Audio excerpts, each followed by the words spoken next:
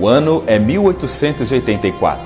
O pastor Ricardo Spurling, um pastor batista da igreja de Cocker Creek, denuncia à sua comunidade a condição espiritual deplorável que vivia. Durante 2 anos, ele, seu filho Ricardo Spurling e John Clemons se entregaram à oração e estudo da Bíblia. Após esses 2 anos, o pastor Ricardo Spurling e seus companheiros expuseram a urgência de um despertamento espiritual. Em 1886, na noite 19 de agosto, o pastor Ricardo Spurling, em um moinho em Barney Creek, faz uma oração envolto em lágrimas. Fez um discurso inflamado e conclui: todos os cristãos, como os que estão aqui presentes, que desejarem ser livres de todos os credos, tradições, todos feitos pelos homens, e estão dispostos a tomar o Novo Testamento, ou seja, a lei de Cristo, como a sua única regra de fé e prática, dando uns aos outros direitos iguais e o privilégio de ler e interpretar para si mesmos, como ditar suas consciências, e estão dispostos a reunirem-se como a Igreja de Deus para realizar negócios com a mesma, venham à frente. 8 pessoas foram à frente: Ricardo Spurling, John Clemons, Polly Clemons, Barbara Spurling, Margaret Loftus, Belinda Clemons, John Clemons Jr. e Adeline Loftus. Logo após, teve início a primeira sessão e, ao término desta, tomaram as seguintes decisões. A organização que acabava de nascer deveria se chamar União Cristã. Novos membros poderiam ser aceitos pelo grupo, desde que tivessem um bom caráter cristão e aceitassem as obrigações sob as quais os primeiros 8 tinham se reunido. Caso um ministro desejasse unir-se à União Cristã, o seu certificado de licença ou ordenação seria válido. O pastor Ricardo Spurling ficaria reconhecido como o pastor, líder e moderador da União Cristã. Nesse mesmo ano, Ricardo Spurling consagra o seu filho, Ricardo Spurling Jr., como ministro ordenado. Ricardo Spurling morre no mesmo ano, aos 74 anos de idade. Em 1892, Ricardo Spurling Jr. conhece William Bryant e mais 3 evangelistas se juntam ao movimento: William Martin, Joe Tipton e Milton McNabb.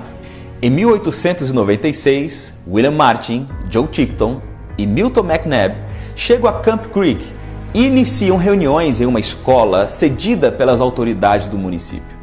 E ali houveram batismos com o Espírito Santo, curas e libertação. Mais de 100 pessoas foram batizadas com o Espírito Santo. Eram cultos simples e sempre começavam com cânticos conhecidos: Maravilhosa graça, foi na cruz e que bondoso amigo é Cristo. Também, em 1896, começaram as perseguições de outras igrejas, acusando-os de heresia, loucura e idiotismo. A Igreja Batista expulsou de uma só vez 33 membros que professaram estar vivendo uma vida de santidade. Após esse acontecimento, surgiu uma pessoa conhecida como Tio Dick, que doou à União Cristã um terreno em frente à escola de onde eles foram expulsos. E ali construíram um templo de madeira. E com a construção do templo, a igreja começou a ser independente. O novo templo sofreu vários ataques. Atearam fogo, mas uma forte chuva apagou o incêndio. Dias depois, ela foi dinamitada. Boa parte da igreja foi destruída, mas em seguida foi reerguida. Tempos depois, 106 homens desmontaram o templo. Entre eles estavam vários ministros das igrejas da região: diáconos, administradores, um delegado e um juiz de paz. O fato de terem desmanchado o templo antes de queimá-lo foi intencional, pois quando foram julgados pelas autoridades do município de Cherokee, eles se defenderam dizendo que não tinham queimado um templo, e sim um amontoado de madeira. Diante deste último ataque, o templo não foi reconstruído. As reuniões passaram a ser realizadas na casa do irmão William Bryant. Um dia, quando ele voltava do campo, sofreu um ataque. Vários disparos de arma de fogo foram efetuados contra ele. 4 acabaram atingindo e, milagrosamente, ele sobreviveu. Dias após esse ataque, 7 homens foram à casa para mais uma vez tentar matá-lo, mas a sua esposa grávida o escondeu e os homens, ao verem a grávida, não forçaram para entrar na casa. Mas não cessaram os ataques. A casa do irmão William Bryant foi alvo de muitos disparos de arma de fogo, mas nunca ninguém foi morto. Durante esse período de perseguição, também surgiram os cavalheiros noturnos, homens armados e encapuzados que patrulhavam as estradas, intimidando as pessoas de saírem de suas casas para irem aos cultos nos lares dos irmãos da comunidade. Cabe lembrar que os 106 homens que desmontaram e incendiaram o templo de madeira foram indiciados pela justiça. Durante o julgamento, onde já era dado como certa a condenação e a prisão dessas pessoas, os irmãos da União Cristã pediram clemência aos acusados, alegando que eles eram seus vizinhos e parentes e afirmando que eles não precisavam de prisão, mas de conversão. A corte aceitou o pedido e os deixaram em liberdade. Após esse incidente, as perseguições foram diminuindo e esse período durou cerca de 6 anos. Em 9 de maio de 1902, foi realizada uma reunião para corrigir os excessos religiosos. As pessoas se tornaram mais estritas e religiosas do que realmente a Bíblia Sagrada pedia. Por exemplo, não podiam comer carne, doces e comidas medicinais foram proibidas. Os homens não podiam usar gravatas e as mulheres tinham que deixar seus cabelos soltos até as costas. Era proibido, por exemplo, trançá-los e prendê-los. Outras várias proibições sem sentido foram tratados naquela reunião. Das reuniões de oração e jejum, esperavam um sinal de Deus para terminar. Quem não tivesse conforme as práticas extremas eram considerados sem espiritualidade. O orgulho foi gerando facções entre os irmãos. Classificaram o batismo no Espírito Santo em graus de poder. Primeiro, dinamite santo, depois lidite santo e depois oxidite santo. A doutrina da preservação dos santos, ou da segurança eterna, foi predominando no meio do grupo durante esse período de excessos. Era ensinado que quem era batizado no Espírito Santo era incapaz de pecar.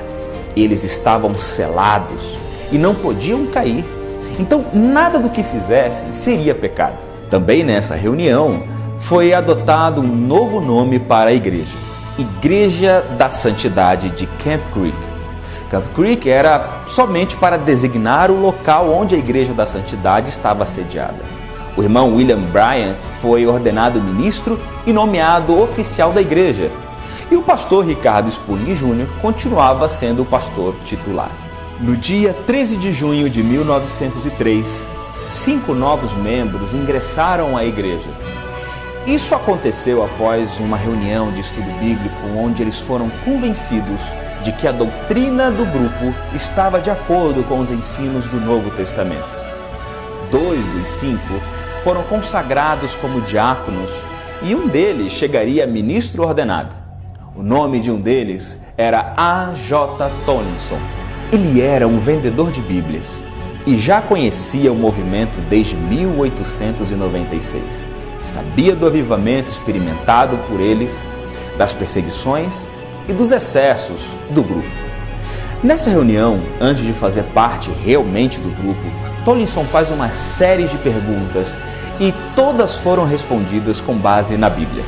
Ao final, ele pede permissão para fazer parte da igreja e foi aceito pela comunhão da igreja. Meses depois, Tomlinson foi nomeado pastor pelos pastores Ricardo Spurling Jr. e William Bryant. Sob o pastoreio de Tomlinson, se juntaram 14 novos membros em seu primeiro ano, entre eles W.S. Lemons, que também foi ministro ordenado. Em dezembro de 1904, A.J. Tomlinson muda para Cleveland e em 1905, os registros mostram que a Igreja da Santidade tinha 4 igrejas organizadas, uma na Carolina do Norte, Camp Creek, 2 em Tennessee e uma na Geórgia.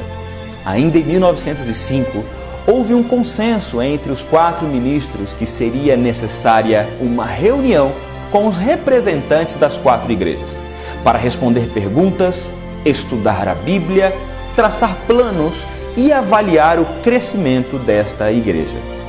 Em 1906, é marcada a primeira Assembleia Geral em 26 e 27 de janeiro. O local escolhido foi a casa do irmão Murphy e participaram dessa Assembleia 21 delegados, sendo 7 mulheres e 14 homens. O pastor A.J. Tomlinson foi nomeado como secretário da Assembleia Geral. Alguns membros de Camp Creek se mudaram para Cleveland e no dia 10 de outubro foi organizada a Igreja da Santidade de Cleveland e com isso passou a ser o novo centro de atividades da Igreja da Santidade. Em 9 de janeiro de 1907, começa então a segunda Assembleia Geral na Igreja de Union Grove, próximo a Cleveland. Tomlinson foi quem presidiu essa Assembleia. A pregação de abertura ficou a cargo de Ricardo Spurling Jr., enfatizando a responsabilidade da Igreja de Deus em proclamar o Evangelho a todo mundo.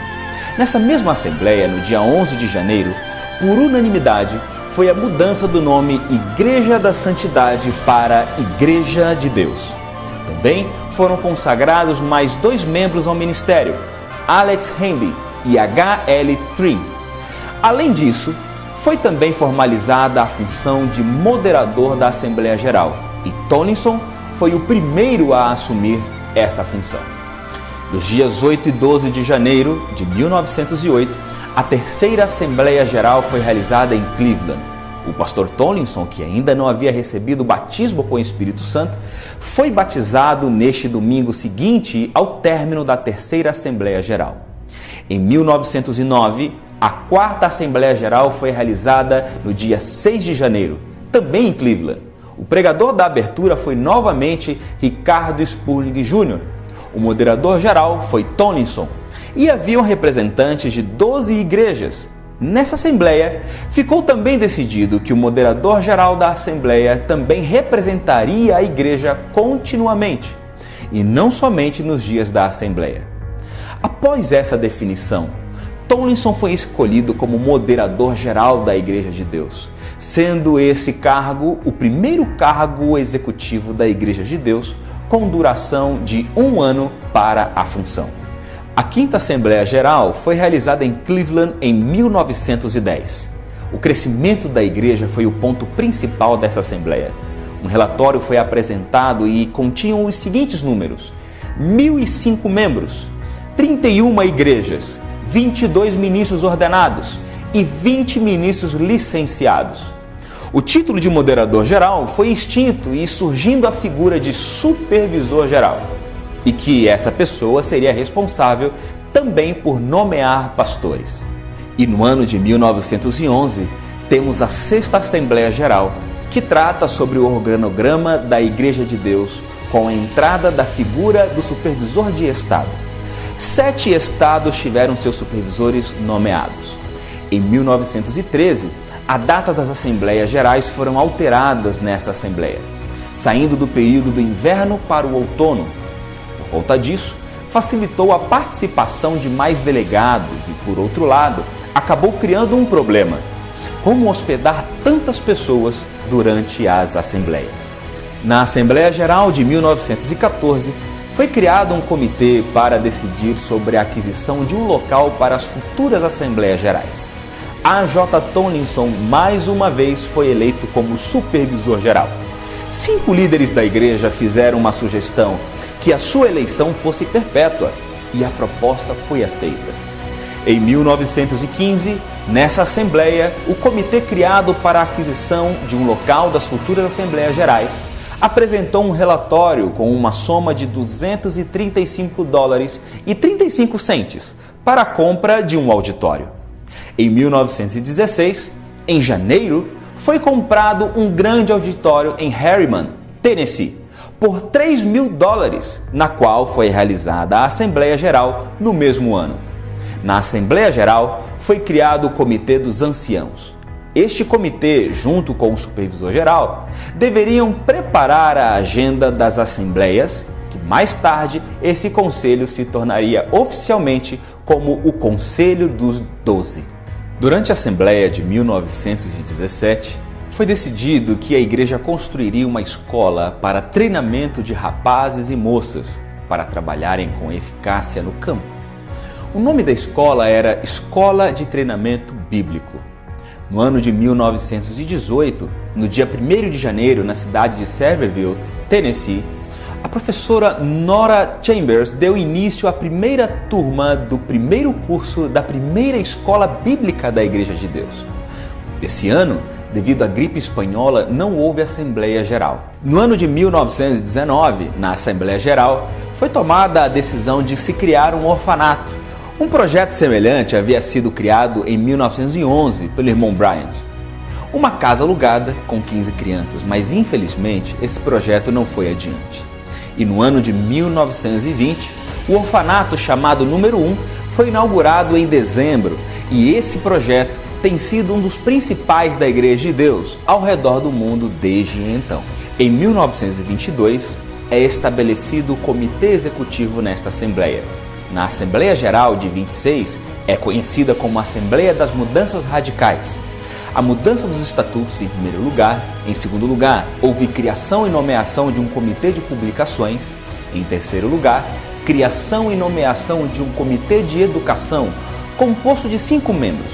Dentre as funções deste comitê, constava nomear o diretor do Instituto Bíblico e fixar o salário dele. Em quarto lugar, houve também a decisão de criar e nomear o Comitê de Missões. Número 5, o secretário-geral foi transformado em secretário-tesoureiro-geral. Em sexto lugar, mudança na forma de escolher o Conselho dos 12. Antes era o supervisor-geral quem nomeava esse conselho. Nessa Assembleia, ficou decidido que o Conselho de Ministros Ordenados, atual Conselho-Geral, elegeria o Conselho dos 12. Ficou também decidido, em sétimo lugar, que o Conselho dos 12 era responsável por julgar qualquer oficial da Igreja de Deus. Da Assembleia de 1906 até 1946, com exceção de 1918 por causa da gripe espanhola, as assembleias foram realizadas anualmente. Por conta dos altos custos e outros inconvenientes, foi aprovado nesta Assembleia de 46 que as reuniões seriam bienalmente, sendo assim até os dias de hoje. No ano de 46, a Igreja de Deus compra a instalação do Colégio Bob Jones, em Cleveland. Então a escola bíblica passou a funcionar na mesma cidade onde estavam os escritórios internacionais da igreja. E mudou-se o nome para Colégio Lee, e que mais no futuro se tornou a Universidade Lee. De um grupo de 8 pessoas em 1886, hoje nós estamos presentes em 185 países. Temos mais de 7,5 milhões de membros em todo o mundo. Contamos também com 39.696 igrejas organizadas, 46.366 ministros e no campo missionário atendemos a 580 missionários. Contamos com 116 escolas e seminários teológicos, onde 38.625 alunos estão matriculados em algum dos nossos cursos. A Igreja de Deus cresceu.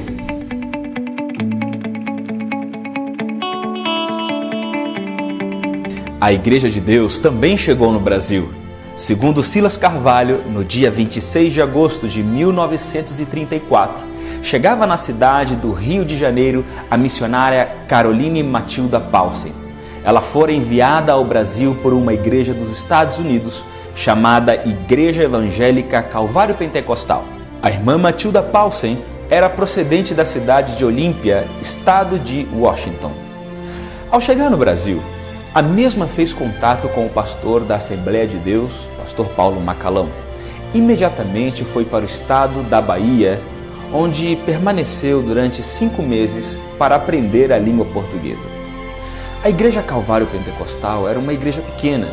Tinha apenas 2 trabalhos missionários, um orfanato na Índia e o outro foi a obra que a irmã Carolina Matilda Paulsen iniciou no Brasil.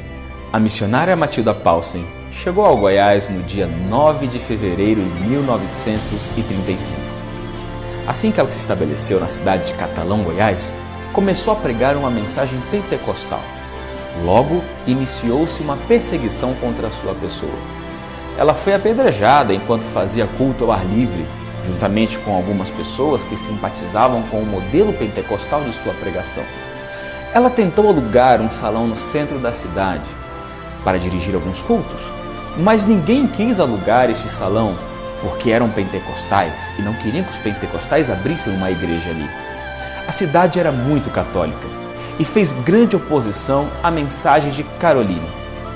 Um fator interessante aconteceu em certo momento, em uma das reuniões conduzidas pela missionária, quando uma criança, filha de um comerciante sírio-libanês, chamado Antônio Salles, foi atingida por uma das pedras atirada pelos seus perseguidores. Devido a esse fato, o comerciante resolveu alugar um salão dentro da cidade para a missionária poder pregar.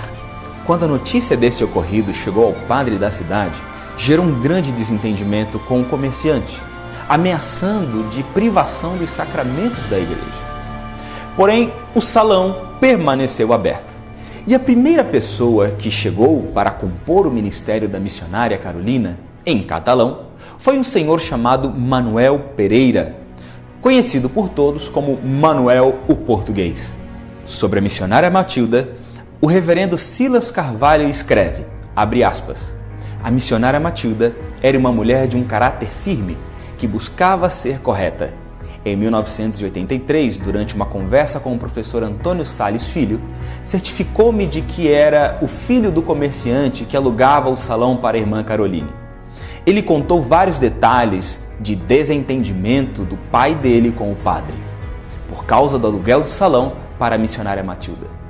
Disse que a missionária Matilda ensinou a mãe dele a fazer bolo de chocolate. Finalizou dizendo, aquela mulher era uma santa. Fecha aspas. Durante o início do trabalho em catalão, não ocorreram conversões. Estima-se que no ano de 1935, e após um ano muito difícil de lutas e perseguições, somente Manuel Português e algumas crianças formavam a congregação da missionária. Ela já se encontrava desmotivada e sem apoio da própria denominação que a tinha enviado. A mesma já estava fazendo planos de voltar para os Estados Unidos. Porém, havia em seu pensamento muitas incertezas, até mesmo uma possibilidade de desistência do trabalho e, como diz Silas Carvalho em seu livro, abre aspas, a missionária Caroline disse, conforme a entrevista do pastor Manuel Epaminondas, que orou a Deus, dizendo que se até o final de 1935 não convertesse ninguém, era prova que ela deveria parar de trabalhar em Catalão, Goiás. E no dia 31 de dezembro de 1935, converteram-se 2 soldados da Polícia Militar, Manuel Epaminondas e Joaquim Inácio. Outras pessoas também se converteram e desejavam ser batizadas nas águas.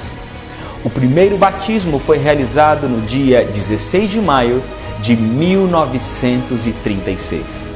Um fato interessante que acontecia nesse momento é que no dia do batismo anunciado, o chefe da polícia mandava os soldados que queriam ser batizados irem fazer algum tipo de tarefa especial, impedindo-os de receber o sacramento. Inclusive, para solucionar esse problema, o batismo desses homens foi realizado numa cerimônia sigilosa na madrugada. E após a conversão dos soldados, já não jogavam mais pedras, tomates, ovos na missionária Matilda e o seu grupo. A missionária Matilda trabalhava com todo o apoio da Igreja Assembleia de Deus do pastor Paulo Macalão, uma vez que ela não batizava os novos convertidos e nem lhes dava os sacramentos. Então, a Assembleia de Deus é que enviava pastores para oficializar tais sacramentos a este grupo que ela liderava. No início do Calvário Pentecostal, até mesmo alguns terrenos foram documentados no nome da Assembleia de Deus, pois aquela igreja não era registrada ainda.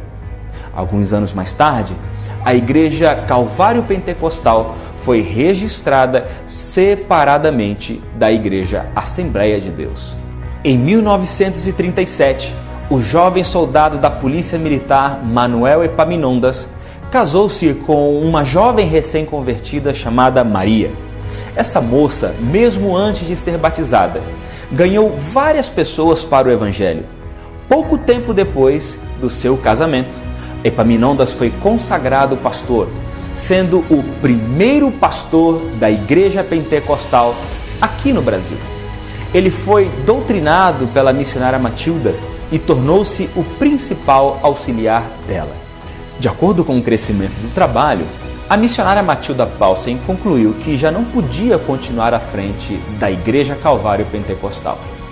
A obra estava em plena expansão e precisava de apoio, e apoio que ela não tinha da sua denominação. Quando ela estava nos Estados Unidos, fez contato com a Igreja de Deus de Washington. Escreveu uma carta para o superintendente da Igreja de Deus da América Latina, em que ela menciona a possibilidade de passar a sua administração e o trabalho missionário que ela iniciou no Brasil para a Igreja de Deus. E segundo o reverendo Silas, abre aspas, o superintendente gostou do plano, até mesmo porque a Igreja de Deus não tinha consolidado o seu trabalho em nosso país. Esse acontecimento poderia gerar uma boa oportunidade. Os detalhes foram acertados. A missionária Matilda tornou-se membro da Igreja de Deus, sendo recebida numa igreja do Texas em 1954. Fecha aspas. Um mês depois, ela retorna ao Brasil. Quando chegou, reuniu-se com a liderança do Calvário Pentecostal e esclareceu os motivos de sua mudança para a Igreja de Deus e, ao mesmo tempo, ela encorajou ao seu povo a unir-se também com essa igreja. A maioria aceitou a mudança de imediato, porém alguns relutaram, mas finalmente todos concordaram com a mudança. No dia 25 de novembro de 1954, na cidade de Pires do Rio, Goiás, aconteceu a primeira reunião de obreiros da Igreja Calvário Pentecostal, com 2 representantes da Igreja de Deus nos Estados Unidos para oficializar a reunião. Segundo escreveu o reverendo Silas, abre aspas, a reunião que concluiu e oficializou a união do Calvário Pentecostal com a Igreja de Deus aconteceu no dia 12 de março de 1955 em Campinas, Goiânia. A maioria dos ministros do Calvário estava presente nessa reunião. Devido a essa união, finalmente, a Igreja de Deus estava presente no Brasil. No relatório que o Comitê de Missões recebeu acerca da união do Calvário Pentecostal com a Igreja de Deus, consta que havia 40 obreiros, cerca de 30 igrejas e aproximadamente 700 membros em todo o Brasil. Fecha aspas. Com a união efetivada, a Igreja de Deus assumiu a administração do trabalho e também a missionária Carolina Matilda pôde retornar em definitivo para os Estados Unidos em 1956. Poucos dias após o seu retorno do Brasil, a mãe dela faleceu. Após essa morte, ela mudou-se com o pai para Nogales, Arizona. Ali, começou a evangelizar os mexicanos e a trabalhar com as igrejas de Deus daquela região, na fronteira do México com os Estados Unidos. Ela passou a dedicar a sua vida em favor do seu pai, que já estava em idade avançada. E a Igreja de Deus no Brasil seguiu em franco crescimento. Hoje, 729 são os números de igrejas espalhadas em todo o território nacional. Temos 449 congregações que atendem a mais de 69 mil membros e com 1.350 ministros trabalhando em nossas igrejas. Então, nesse dia 19 de agosto, temos muito a comemorar. E em nome de todos nós dizemos, Feliz aniversário, Igreja de Deus!